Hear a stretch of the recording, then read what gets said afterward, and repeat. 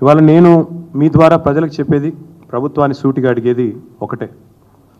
అసలు ఎవరి కోసం చేస్తున్నారు ఈ ప్రాజెక్టు ముందుగా చెప్పాలని చెప్పి నేను రాష్ట్ర ప్రభుత్వాన్ని అడుగుతా ఉన్నా. మీ ప్రాధాన్యాలు ఏంటి?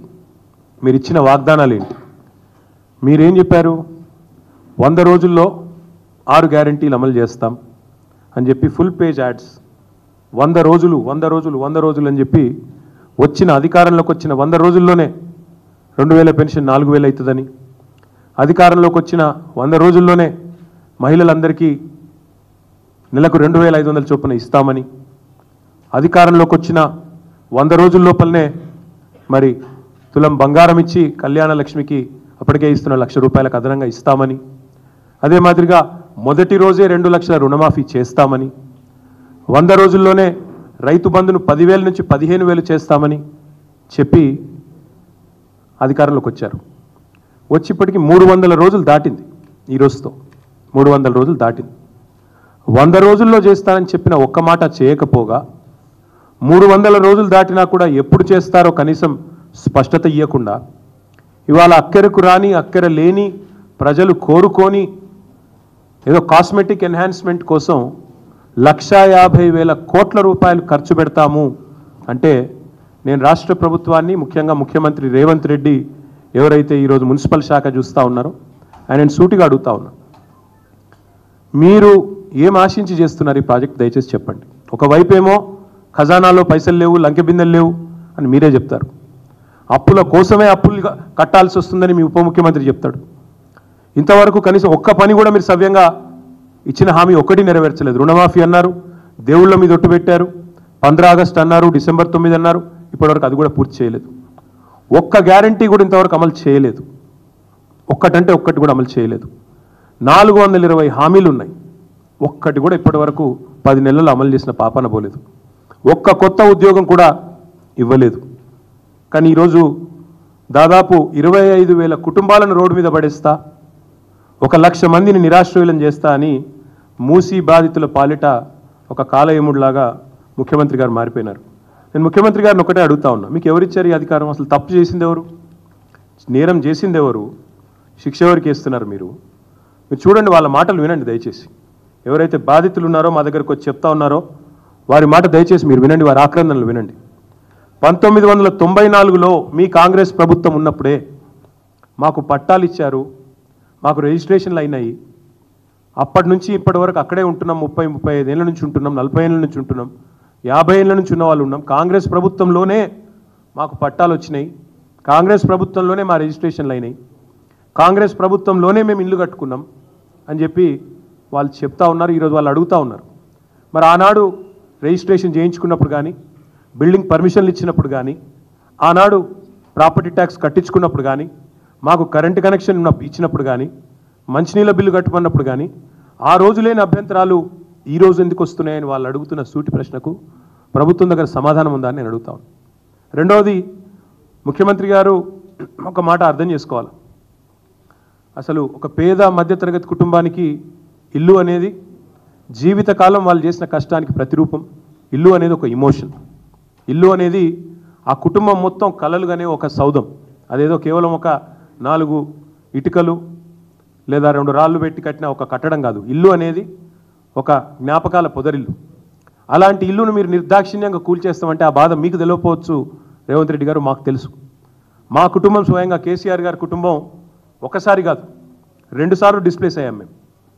మా నాయనమ్మ ఊరు పోసాన్పల్లె అని అప్పర్ మానేరు డ్యాంలో 1940లో మునిగిపోతే అక్కడి నుంచి తట్టాబుట్టా తీసుకొని మేమంతా చింతమడకకు వచ్చింది మా కుటుంబం. మా అమ్మమ్మ ఊరు, మా అమ్మగారి అమ్మ ఊరు, మొన్న మిడ్మానేరులో మా ప్రభుత్వం వచ్చిన తర్వాతనే 2014 తర్వాత మా అమ్మమ్మ గారి ఊరు కూడా మునిగిపోయింది. మా జ్ఞాపకాలు, ఆ ఇల్లు అన్నీ అక్కడే పోయినాయి. సో ఒకసారి కాదు 2 సార్లు డిస్ప్లేస్ అయిన ఫ్యామిలీ మాది. మాకు తెలుసు ఆ బాధ ఎట్లుంటుందో తెలుసు. ఒకసారి నిర్వాసితులుగా మారితే ఆ ఊరితో అల్లుకున్న జ్ఞాపకాలు కానీ, ఆ ఇంటితో అల్లుకున్న కొన్ని ఆశలు, ఆకాంక్షలు కానీ ఎట్లుంటాయో మాకు తెలుసు. మీకు తెలియకపోవచ్చు రేవంత్ రెడ్డి గారికి.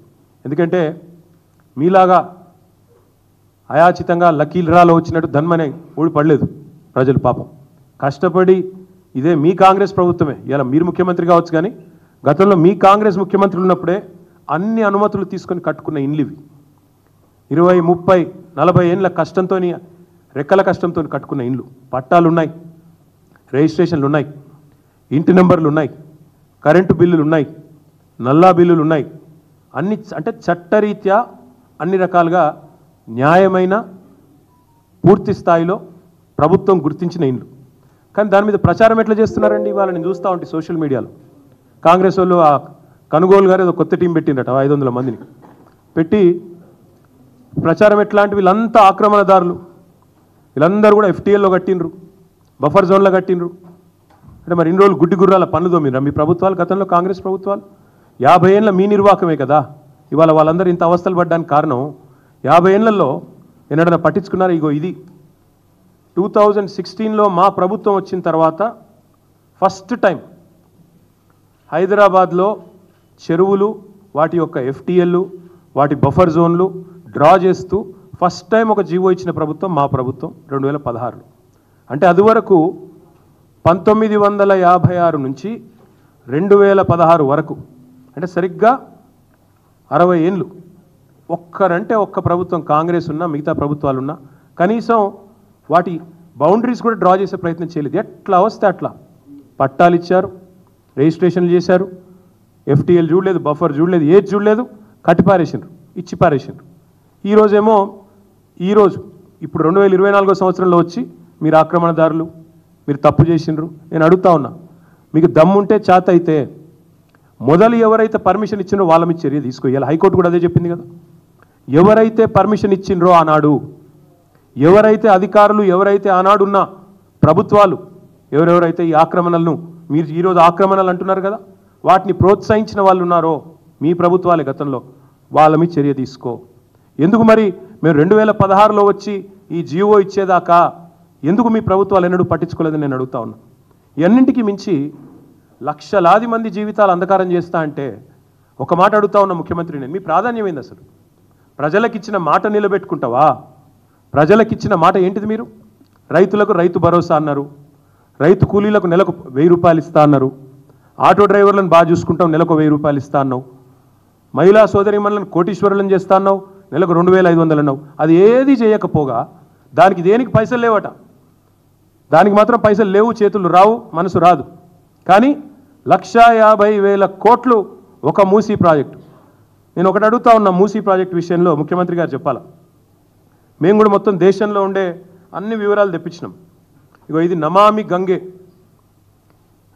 గంగే యొక్క DPR ప్రాజెక్టు వివరాలు మొత్తం, అసలు దాని మొత్తం ప్రాజెక్ట్ యొక్క పూర్వాపరాలు ఏంది, దాని కథ అనేది నేను కూడా అవుట్ ఆఫ్ క్యూరియాసిటీ తెప్పించిన. ఏంది అసలు నమామి గంగే ఏంది? 2400 కిలోమీటర్ల గంగా నది ప్రక్షాళన కోసం కేంద్ర ప్రభుత్వం స్టార్ట్ చేసింది ఈ కార్యక్రమం నమామి గంగే. 2400 కిలోమీటర్లు మొత్తం కలిసి దానికి పెట్టిన బడ్జెట్ ఎంతో తెలుసా? 40,000 కోట్లు. 2400 కిలోమీటర్ల గంగా నది కోసమేమో 40,000 కోట్లు. కానీ 55 కిలోమీటర్లలో జరిగే మూసీ సుందరీకరణ కోసం మాత్రం ఈ ముఖ్యమంత్రి గారు చెప్తారు 1,50,000 కోట్లు ఖర్చు అవుతుందంట. దీన్ని స్కామ్ అనకి ఏమనాలి మరి మేము? దీని వెనకాల ఉన్న మతలబ్ ఏంది చెప్పాలి కదా. ఇంకొక మాట కూడా రేవంత్ రెడ్డి గారు చెప్పాలి. అనుమతులు ఇచ్చిన ఇండ్లను కూల్చడం అంటే ఇది ప్రభుత్వానికి తన వ్యవస్థ మీద, తన యంత్రాంగం మీద, తన పరిపాలన మీద తనకే పట్టులేని తనానికి నిదర్శనం కాదని నేను అడుగుతా ఉన్నా. ఇంకొక మాట కూడా నేను రేవంత్ రెడ్డి గారిని అడుగుతా ఉన్నా. కూల్చాల్సి వస్తే, and I'm saying this as a minister who worked in municipal department for 8 years, 8 ఏళ్ళు మున్సిపల్ మినిస్టర్గా నేను పనిచేస్తున్నాను. కూల్చాల్సి వస్తే మొదట కూల్చాల్సింది నాలాల మీద ఉన్న వాటిని కూల్చాలంటున్నారు కదా, ఫస్ట్ కూల్చాల్సింది హైడ్రా కమిషనర్ ఆఫీసు. బుద్ధ భవన్ ఏదైతే ఎక్కడైతే హైడ్రా కమిషనర్ కూర్చున్నాడో అదే FTL మీద ఉంది. అసలు FTL అంటారు సార్, నాలా మీద ఉంది. హుసేన్ సాగర్ పక్కనే ఉండే నాలా మీద బుద్ధ భవన్, దానిలోనే ఎలక్షన్ కమిషనర్ ఉంటాడు, యువతల దిక్కు వస్తే హైడ్రా కమిషనర్ ఉంటాడు, అందులోనే విమెన్స్ కమిషన్ ఉంది. ఫస్ట్ ఆ బిల్డింగ్లో కొట్టాలి మీరు నిజంగానే కూల్చాల్సి వస్తే. రెండోది ఏం కొట్టాలి తెలుసా మీరు? ఏ GHMC అయితే పర్మిషన్లు ఇస్తుందో ఆ GHMC బిల్డింగ్ను రెండోది కొట్టాలి. ఎందుకంటే GHMC బిల్డింగ్ కూడా నాలా మీదే ఉంది. మరి నువ్వు ఇతరులకు శుద్ధులు చెప్పే ముందు నీ కాడికెళ్ళి మొదలు పెట్టాలి కదా. చారిటీ బిగిన్స్ ఎట్ హోమ్ కదా, అది చేయరట. నాకు తెలిసి మరి ముఖ్యమంత్రి గారికి నా అవకాశం ఇస్తే మనం కొత్తగా కట్టుకున్న డాక్టర్ బాబాసాహెబ్ అంబేద్కర్ సెక్రటేరియట్, ఎందుకంటే ఆయన ఒక లక్ష్యం పెట్టుకున్నాడు, కేసీఆర్ ఆనవాళ్ళు లేకుండా చేయాలి. మరి సెక్రటేరియట్ని చూడగానే అందరు కేసీఆరే గుర్తొస్తాడు. మొన్న గణపతి బప్ప మోరియా అనుకుంటా వెయిన్రాడికి వెళ్ళి ఆడ రాగానే కేసీఆర్ యాదకి వచ్చింది, కేసీఆర్ పాటలు పెట్టంగానే ముఖ్యమంత్రికి ఇరిటేషన్ వస్తున్నది. మరి ఆయనతో సంధిస్తే అది కూడా ఎఫ్టీఎల్ ఆయనతో సెక్రటేరియట్ని కూడా గొలగొడతాడేమో నా డౌట్. నేను అడుగుతా ఉన్నా ముఖ్యమంత్రిని, ఇట్లా మూసీ బాధితులు ఆక్రందనలు చేస్తుంటే, మూసీ బాధితులు ఇబ్బంది పడుతుంటే, నిన్న మొన్నటిదాకా డైలాగులు కొట్టిన మీ అధినాయకులు ఎక్కడ? మీ రాహుల్ గాంధీ ఏడి, మీ ప్రియాంక గాంధీ ఏడి? ఇదివరకు వచ్చి ఓట్లు అడుక్కున్నప్పుడేమో ఇక్కడికి వచ్చి అశోక్ నగర్లో ఛాయ్ తాగుతూ, సాదా హోటల్లో బిర్యానీ తింటూ, యాక్టింగ్లు చేస్తూ బ్రహ్మాండమైన అద్భుతమైన నటనా కౌశలాన్ని ప్రదర్శించి ఓట్లు దండుకున్నారు కదా. మరి ఈరోజు ఆక్రందనలు నిలబడతలేవా అని నేను అడుగుతా ఉన్నా కాంగ్రెస్ పెద్దలకు.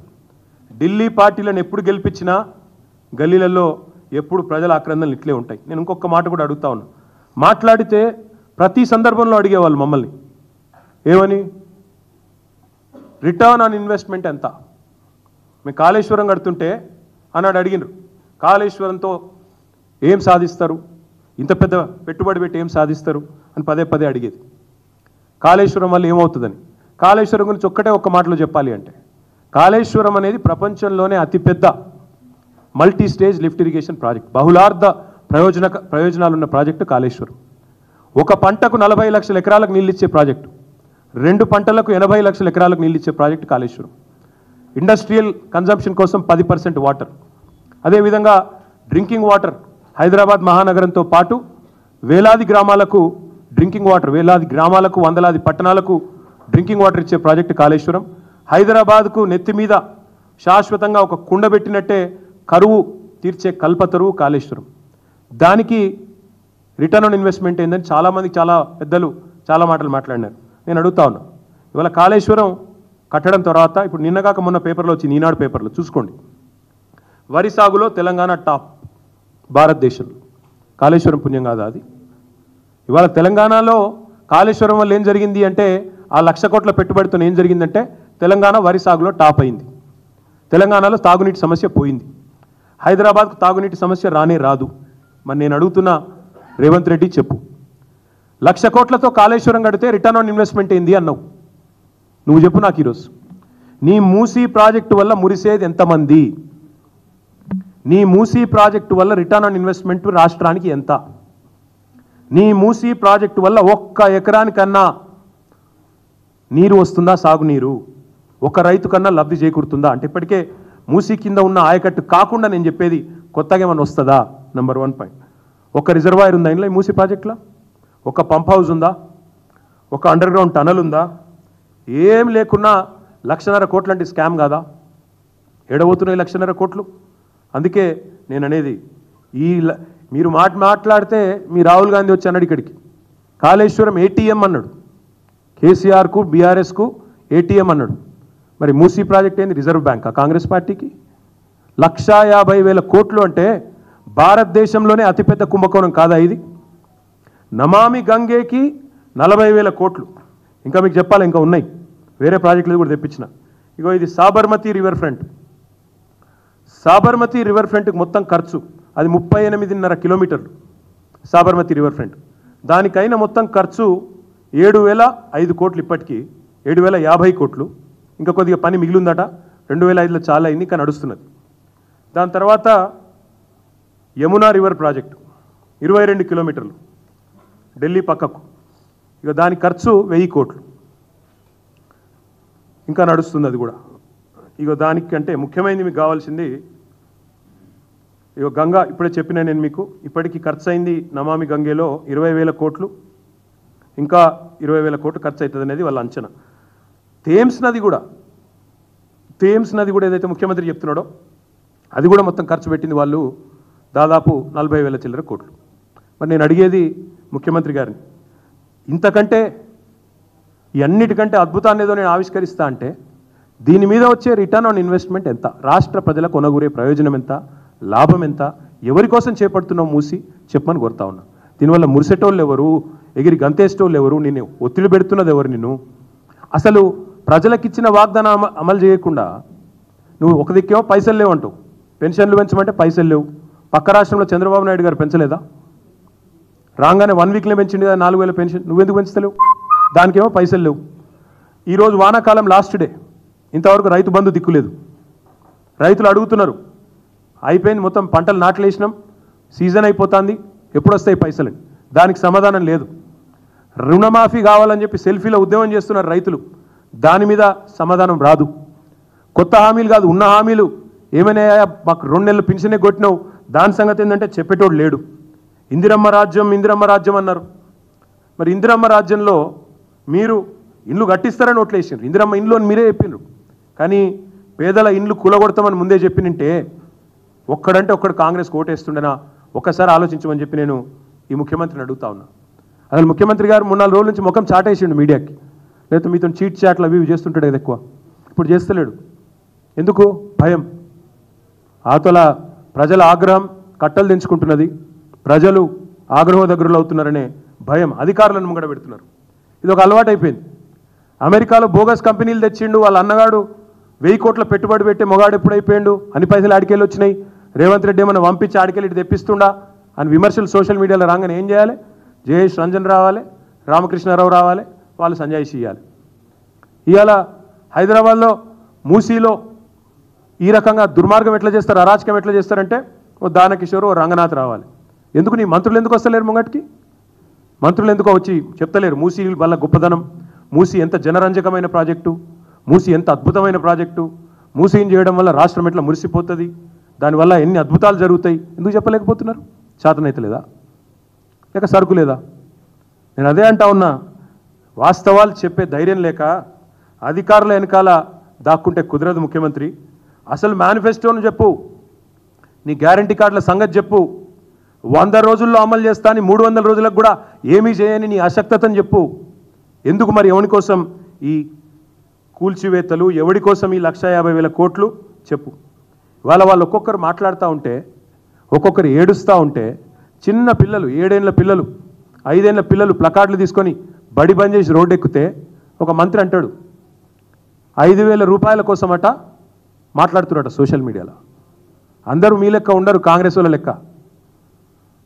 50 కోట్లకు పీసీసీ ప్రెసిడెంట్ అమ్ముకోవడం, 500 కోట్లకు ముఖ్యమంత్రి పదవి అమ్ముకోవడం, మంత్రులు ఒక్కొక్కరు పంచుకోవడం, పర్సంటేజీలు పంచుకొని ఒకరినొకరు కాపాడుకునే ప్రయత్నం చేయడం. మీ కాంగ్రెస్ లాగా దిక్కుమాలిన అలవాట్లు ప్రజలకు ఉండవు, తెలంగాణ బిడ్డలకు అసలు ఉండవు. ఆత్మగౌరవం మీద కొడితే, ఆత్మగౌరవం విషయానికే వస్తే మంత్రి గారు శ్రీధర్ బాబు గారు, తెలంగాణ ప్రజలు తిరగబడితే మీరు ఊళ్ళలో తిరగలేని పరిస్థితి వస్తుంది, మంచిది కాదు. మీరంటే కొంత గౌరవం ఉంది, చదువుకున్న వాళ్ళు కొంత సంస్కారవంతంగా మాట్లాడతారనే గౌరవం ఉండేది, కానీ మీ మాటల వల్ల పోతా ఉంది. మొన్ననేమో 2 బీఆర్ఎస్ ఎమ్మెల్యేలు కొట్లాడుతున్నారు అని అతి తెలివి, నిన్ననేమో వీళ్ళు 5,000 రూపాయల కోసం సోషల్ మీడియాలో 5,000 రూపాయల కోసం ముఖ్యమంత్రిని బూతులు తిడుతున్నారని మాట్లాడతావా? నువ్వు పోయి వాళ్ళ ఇంటి మీద పడి ఇలుగుల కొడతా అంటే వాళ్ళు అవో దేవుడు వచ్చిండని మొక్తారా? నీకేమంటారు మరి?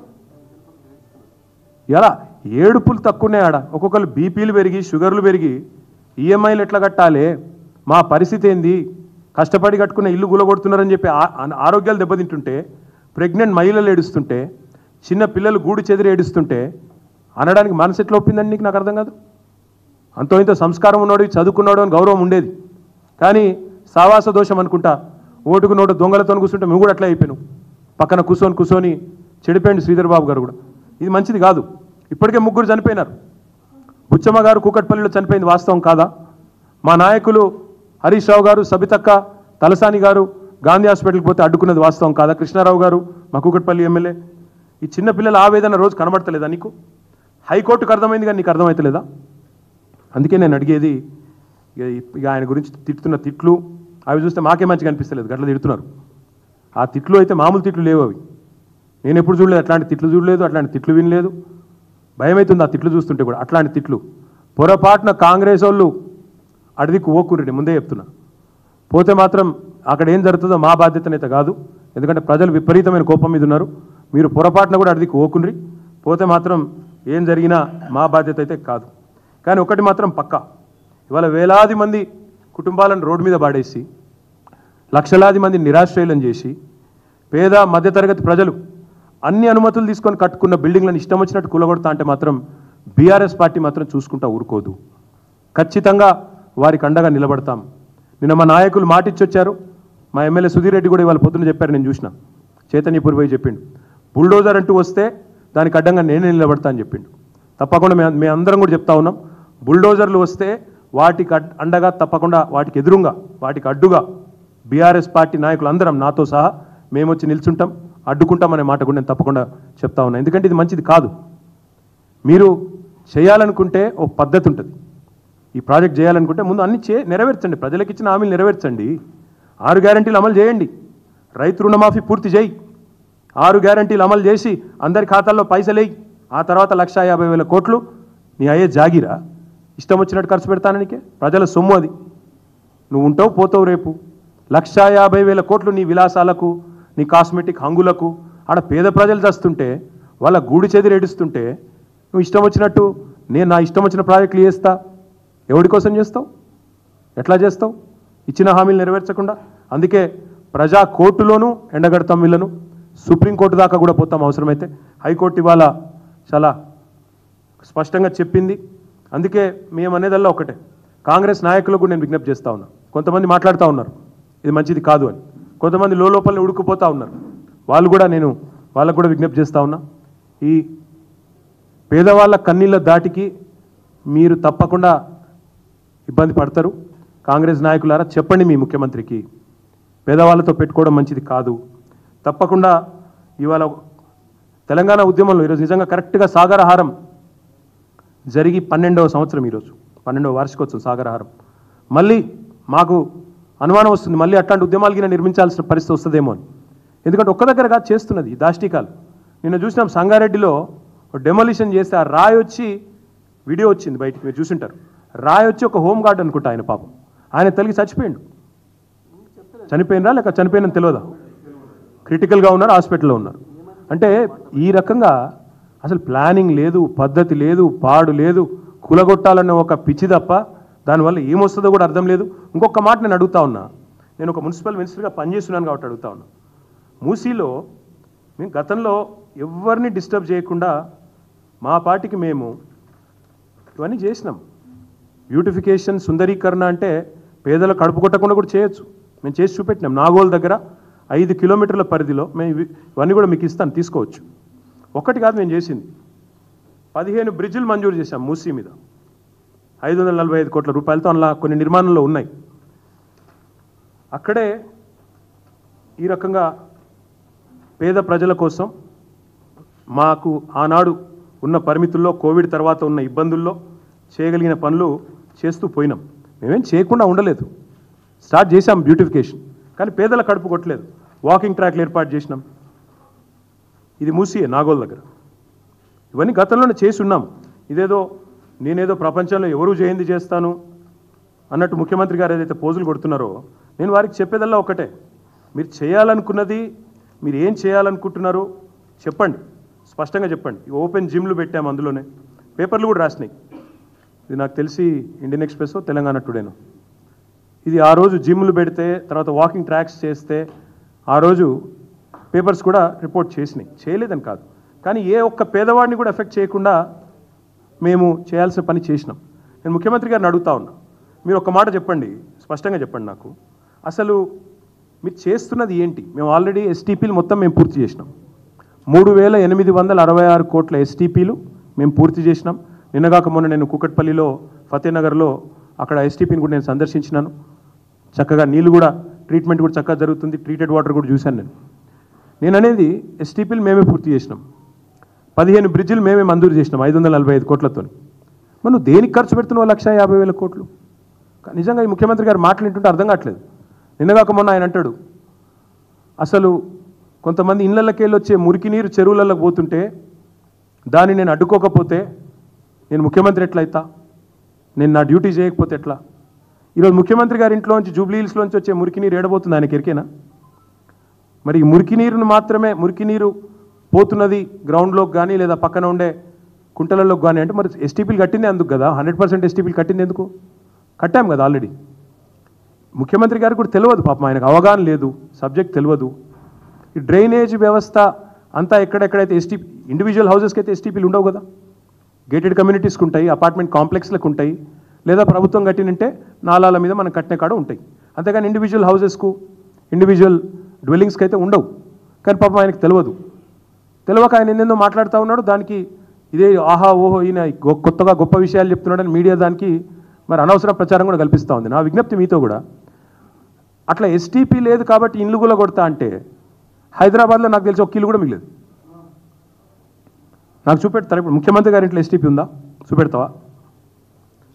నిన్న మా హరీష్ రావు గారు ఒక ఆరోపణ చేసినారు, కొడంగల్లో ముఖ్యమంత్రి ఇల్లు కుంటలో ఉన్నది అని.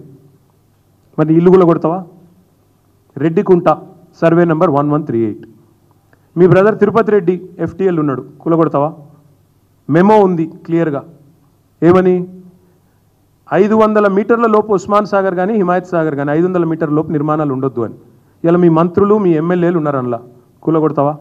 మరి వాళ్ళకేమో నోటీసులు ఇస్తారు పెద్దవాళ్లకు, వాళ్ళనేమో కాపాడుతావు కంటికి రెప్పలాగా, పేదవాళ్ళని మాత్రం ఇష్టం వచ్చినట్టు కొడతామంటే ఎట్లా ఊరుకుంటారు అనుకుంటున్నావు? నీకు నిజంగానే నిజాయితీ ఉంటే ముఖ్యమంత్రి గారు, మీ అన్నగారి ఇల్లు ఫస్ట్ కూలగొట్టు, అక్కడ FTLలో ఉన్నవాళ్ళు బఫర్లో ఉన్న వాళ్ళ ఇల్లు అన్నీ కూలగొట్టు, నీ ఇల్లు కొడంగల్లో కూలగొట్టు. అదేవిధంగా తర్వాత మీ ఎమ్మెల్యేలు మీ మంత్రులు ఎవరైతున్నారో పెద్ద పెద్ద నాయకులు 500 మీటర్ల లోపు ఈ జంట జలాశయాలకు నిర్మాణాలు ఉండవద్దని రూల్ ఏదైతే ఉందో మీరు ఇచ్చింది, అది మేమీ లేదు కూడా. 2010లో అనుకుంటా కాంగ్రెస్ గవర్నమెంట్ ఇచ్చిన మెమో ఉంది, మీకు షేర్ చేస్తాను చూసుకోండి. 2010లో ఇచ్చారు. మరి దానికి అనుగుణంగానైతే 500 మీటర్ల లోపల ఒక్క నిర్మాణం ఉండొద్దు. మీ ఎమ్మెల్యేలు మీ మంత్రులే ఉన్నారు. మీ రెవెన్యూ మినిస్టర్ ఇల్లు ఉంది, వాళ్ళ తమ్ముడిది ఉంది, మీ ఎమ్మెల్యే వివేక్ది ఉంది, మీ KVP రామచంద్రరావుది ఉంది, ఇంకా చాలామంది ఉన్నారు. ఇక మధు యాష్కి గౌడ్ గారిది ఉంది, ఒకరిగా చాలామంది ఉన్నారు.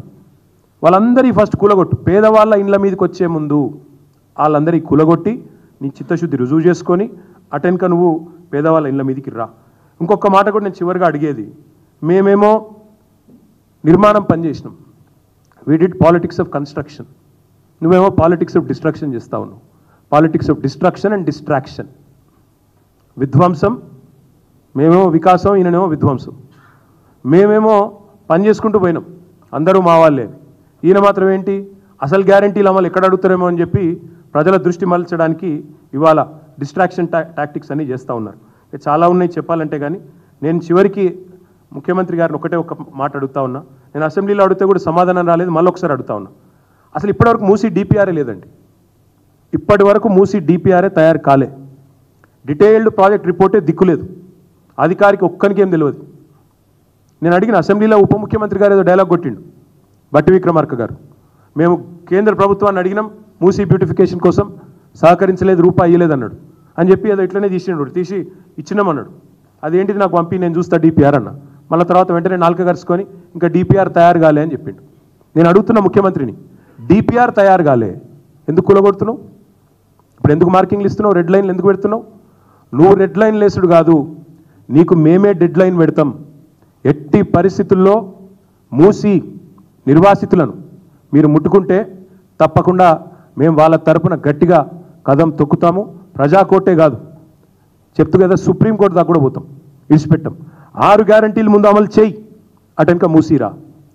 మొదలు 6 గ్యారంటీలు అమలు చేసి, నువ్వు చెప్పినావు కదా మహిళలను కోటీశ్వరులను చేస్తా, 1,67,00,000 మంది ఆడబిడ్డల అకౌంట్లలో నెలకు 2,500 ఇస్తా, ముసలోళ్ళందరికీ 4,000 ఇస్తా, కేసీఆర్ ఒక అవ్వకో తాతకో ఇస్తుండే నేను ఇద్దరికి ఇస్తా, ప్రభుత్వ ఉద్యోగుల అమ్మ అయ్యకు కూడా ఇస్తా, ఇవన్నీ చెప్పినావు కదా, అవన్నీ నెరవేర్చు. ముందు నెరవేర్చిన తర్వాత 100 రోజుల్లో చేస్తానని చెప్పినవి 300 రోజుల్లో కూడా చేయకుండా ఈ దృష్టి మరల్చే ప్రయత్నాలు ఏవైతే చేస్తున్నావో వాటిని మేము వదిలిపెట్టమని చెప్పి కూడా చెబుతూ, ఇంకా DPR లేదు,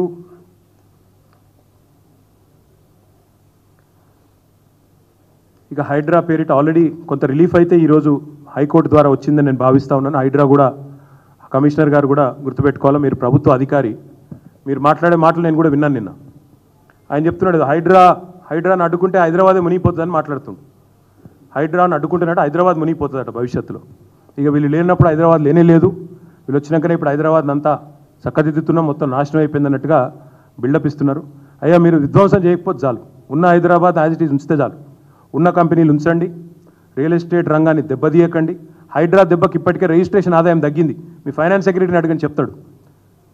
1,150 కోట్లు ఉన్నది 750 కోట్లకు పడిపోయింది. తెలుసుకోండి, భయపడతా ఉన్నారు కొనుగోలుదారులు, పెట్టుబడిదారులు భయపడుతున్నారు. అక్రమ నిర్మాణాలు అడ్డుకోండి. ఎక్కడ అడ్డుకోండి? బడ్డింగ్ స్టేజ్లో అడ్డుకోండి. కట్టిన వాటిని 50 ఏళ్ళ కింద కట్టిన వాటిని ఇలా కులగొడతామంటే నీ అయ్యే జాగీర్ కాదని చెప్పి మళ్ళొకసారి తెలియజేస్తూ ఇప్పుడు మేము క్షేత్రస్థాయి పర్యటన కూడా పోతా ఉన్నాం. రాయన్ నగర్ కాన్స్టిట్యున్సీ, రేపు అంబర్పేట, తర్వాత ఎల్బీ నగర్ వరుసగా పెట్టుకున్నాం. అన్ని కాన్స్టిట్యున్సీలు తిరుగుతాం. ఓల్డ్ సిటీలోని ఇతర కాన్స్టిట్యున్సీలు కూడా మేము ఎదురు చూస్తూ ఉన్నాం. అక్కడ ఉండే లోకల్ పబ్లిక్ రిప్రజెంటేటివ్స్ రెస్పాండ్ అవుతారా కాదా, వాళ్ళు కూడా రెస్పాండ్ అయ్యి ప్రజల ఆవేదనకు అండగా నిలబడతారు అనుకుంటున్నాం. వాళ్ళు కనుక రాకపోతే ప్రధాన ప్రతిపక్షంగా ఓల్డ్ సిటీలో ఉన్న అన్ని ఏరియాలు కూడా మేము తిరుగుతాం. తప్పకుండా మీ సహకారం కూడా ఉండాలని చెప్పి హృదయపూర్వకంగా కోరుతూ ధన్యవాదాలు. అందరికంటే పెద్ద అరాచక శక్తి ఆయన పక్క సీట్ల కొద్ది ఎత్తైన కుర్చీ చేసుకొని కూర్చుంటాడు. ఆ అరాచక శక్తిని ముందు అడ్డుకోమని చెప్పండి ఆయనకి. ఎందుకంటే అరాచక శక్తి అంటే ఏందో కూడా శ్రీధర్ బాబు గారికి అర్థం ఉన్నట్లేదు. అరాచకం అంటే ఏంది బ్రదర్? అర్ధరాత్రి పోయి పేదోళ్ళు ఇల్లు గోళ్ళ కొట్టుడు అరాచకం. నోటీస్ ఇవ్వకుండా బ్రదర్నేమో కాపాడుకోవాలి, పెద్దవాళ్ళనేమో కొట్టిపారేయాలనా, అది అరాచకం. తిరుపతి రెడ్డి భద్రంగా ఉండాలి, అనుముల బ్రదర్స్ అందరు నిక్షేపంగా ఉండాలి, కానీ పేదవాడు మాత్రం రోడ్డు మీద పడాలి. నేను చూసిన బ్రదర్ ఎల్బీ నగర్లో కొత్తపేటలో, అరే ఒక టేలా యువలయవారి పాపం ఒక చిన్న మనిషి, నాకు తెలిసి ఆయన ఏదో సూక్ష్మ రుణం మైక్రో ఫైనాన్స్లో తెచ్చుకొని కట్టుకొని ఉంటాడు. ఇడ్లీ బండో లేకపోతే అది మిర్చి బండో, దాని మీద పోయి కొడతాను. ఇంత అరాచకం. ఆ బండిని కొట్టేసిండ్రు, ఇది బుల్డోజర్తో. ఆ మనిషి ఏమైపోతాడు తెల్లారి? ఆయన టేలా నూకేస్తే అయిపోతుండేనా? దాన్ని కొట్టాలనా? గది పైశాచిక ఆనందం, శాడిజం. అది అరాచకం అంటే గది. శ్రీధర్ బాబుకి నేను మళ్ళీ చెప్తా ఉన్నా, ఈయనంటే కొద్ది గౌరవం ఉండే, కానీ ఆయన నేను మాట్లాడిన మాట మాత్రం చాలా టూ మచ్ మాట.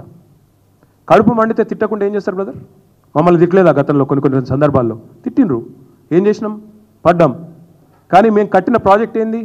కాళేశ్వరం ప్రాజెక్టులో ఎంతమందిని రీహాబిలిటేట్ చేయాలో వాళ్ళందరినీ గౌరవప్రదంగా రీహాబిలిటేట్ చేసినాం. ఫైనల్గా కోర్టులు ఎన్ని ఆదేశాలు ఇస్తే వాటికి తూచా తప్పకుండా గౌరవప్రదంగా ఫైనల్గా అందరినీ సాటిస్ఫై చేసి ఆ ప్రాజెక్ట్ ఇవాళ నీళ్ళు ఇక్కడ దాకా వచ్చినాయి, హైదరాబాద్ నెత్తి మీద దాకా. అంటే కేసీఆర్ గొప్పతనం అది. అంత పెద్ద ప్రాజెక్టు అంత అద్భుతంగా కట్టగలిగినాం. వీళ్ళు ఎన్ని అపోజిషన్ ఎంత ఇబ్బంది పెట్టినా కూడా అందరినీ సాటిస్ఫై చేసి చేసినాం. మీరు కూడా పని చేయండి చేత అయితే.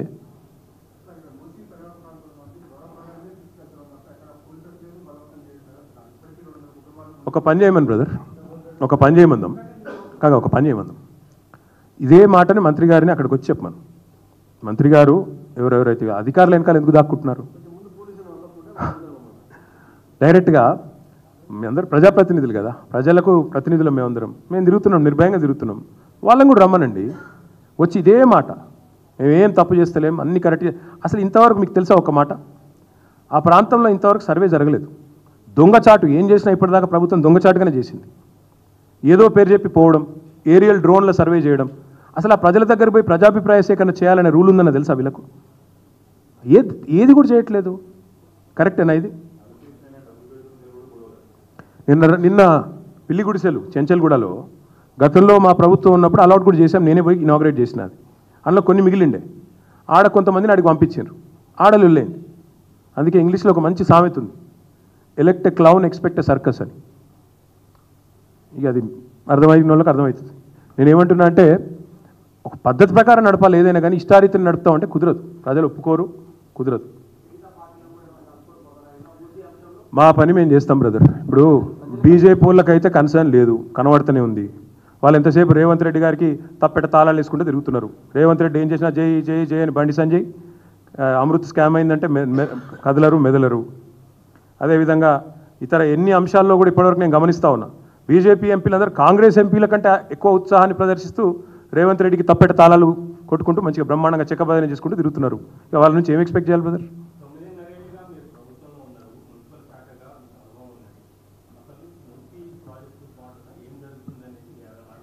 భారతదేశంలోనే అతిపెద్ద కుంభకోణం జరుగుతుంది. మీరు కొద్దిగా లేటుగా వచ్చినట్టు అర్థమే, అందుకే చెప్తున్నా. భారతదేశంలోనే అతిపెద్ద కుంభకోణం ఇది.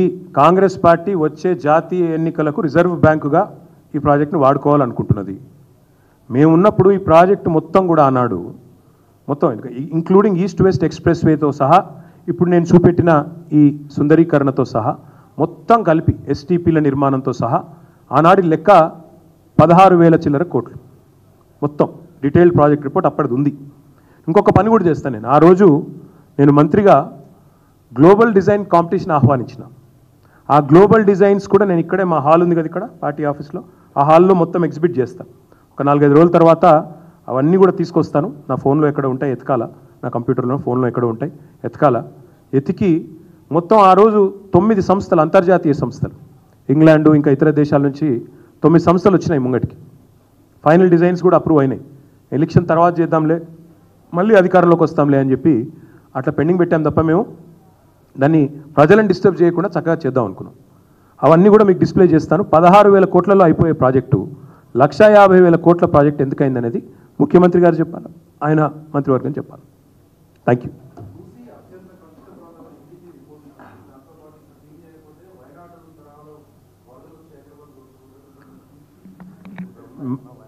మూసీని ప్రక్షాళన చేయాల్సిందే.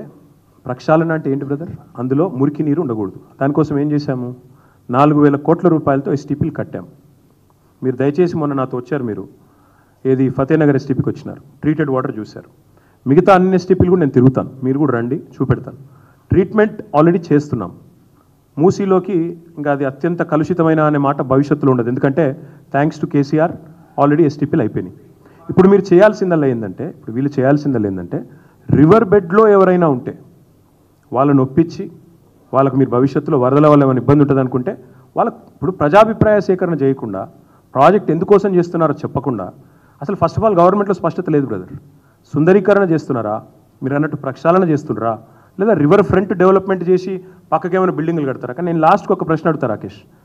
ఇప్పుడు గతంలో 30 ఏళ్ళ కింద 40 ఏళ్ళ కింద ఒక మల్లయ్య అంటే ఆయన ఇల్లు కట్టుకున్నాడు, ఏది బఫర్ జోన్లో కట్టుకున్నాడు. ఇదే కాంగ్రెస్ గవర్నమెంట్ ఇచ్చింది పర్మిషన్. 30 ఏళ్ళకెళ్ళి ఆడు ఉంటాడు, ఇంకా కూడా లోనో గినో తీసుకోవచ్చు, దాని మీద ఉంటుంది.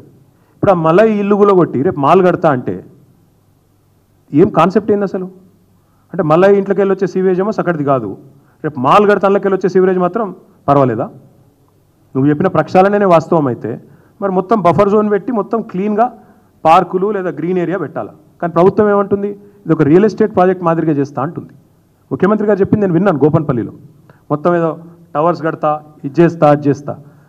నువ్వు పేదవాళ్ళ గుడిసెలు తొలగించి రియల్ ఎస్టేట్ వ్యాపారం చేస్తా అంటే పేదవాడు ఎందుకు ఒప్పుకోవాలి మరి? కరెక్ట్, నువ్వు పునరావాసం కల్పించకపోతే ఎందుకు వినాలే? నువ్వు డబుల్ బెడ్రూమ్ ఇల్లు ఇస్తా అంటున్నావు, కానీ వాళ్ళకి అలా పక్కా ఇండ్లు ఉన్నాయి.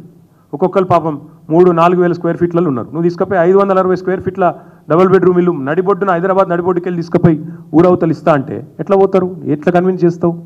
అందుకే నేను అనేది, ఫస్ట్ ప్రభుత్వం చెప్పండి మీ ప్రాధాన్యం ఏంటి, మీరు ఇచ్చిన గ్యారంటీలు అమలా, లేకపోతే ఈ షోకులు, ఈ షోపుట ప్రాజెక్టుల, దీనివల్ల ఎవరికి లాభం, దీనివల్ల రిటర్న్ ఆన్ ఇన్వెస్ట్మెంట్ ఏంది, రాష్ట్రానికి కొనగూరే ప్రయోజనం ఏంది? అసలు ఇప్పటికి మీతో ఐటీ కంపెనీ వాళ్ళు ఎవరు తహతహలాడుతున్నారో, వచ్చి ఆడ మూసి కాడ పెట్టుబడి పెడతా అని ఒక పేరు చెప్పు. ఏ ఐటీ కంపెనీ ఆయన వచ్చి నేను ఆడ బిల్డింగ్ను అర్జెంట్ గట్టి నేను ఆడ పోయి దుకాణం పెడతా అని చెప్పిన ఒక పేరు చూపెట్టు. మలక్పేటలో నేను ఆల్రెడీ స్టార్ట్ చేసిన ఐటీ టవర్, నేనే పోయి ఫౌండేషన్ వేసి వచ్చిన. ఆ హైదరాబాద్ ఎంపీ నేను పోయినాం, ఇప్పటివరకు ఆపేసిండ్రు దాన్ని. ఇప్పుడు కావాలంటే అడగొచ్చు, మీరు పోయి చూడొచ్చు. మలక్పేటలో ఎక్కడ వేసిన గొంగలు అక్కడనే అన్నట్టు మేము వేసిన ఫౌండేషన్ అట్లే ఉంది. మా మహమూద్ బైక్ మొన్ననే చెప్పిన నేను, చూసి రండి అని. ఫస్ట్ నీకు చేత అయితే ఆడ ఐటీ నిజంగానే ఓల్డ్ సిటీకి రావాలన్న ఇంట్రెస్ట్ ఉంటే మలక్పేట ఐటీ టవర్ పూర్తి చేయి. నీకు చిత్తశుద్ధి ఉంటే ఆ పని చేయి. అదేది చేయకుండా నా ఇష్టం ఉన్నట్టు నేను చేస్తా అంటే మాత్రం ఖచ్చితంగా వదిలిపెట్టాం. ఇప్పుడు రంగనాథ్ గురించి ఇంకోళ్ళ గురించి నేను మాట్లాడినా, నేను రేవంత్ రెడ్డి గురించి మాట్లాడుతున్నాను.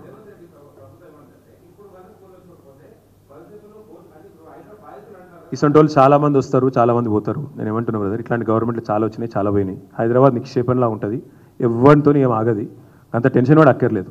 1908లో వరదలు వచ్చినాయి. ఆ తర్వాత 1920లో జంట జలాశయాలు కట్టారు విశ్వేశ్వరయ్య గారు. 2020కి కరెక్ట్గా 100 ఏళ్ళు నిండింది. మళ్ళీ మనకు అక్టోబర్ 2020లో వరదలు వచ్చినాయి. కాబట్టి వరదలు వచ్చేది ఎప్పుడో ఒకసారి వస్తుంటాయి, అది కూడా ప్రకృతి వైపరీత్యం, ఈ గ్లోబల్ క్లైమేట్ చేంజ్ కానీ ఇంకోటి కానీ దానివల్ల వస్తుంటాయి, నేను కాదంటలేదు.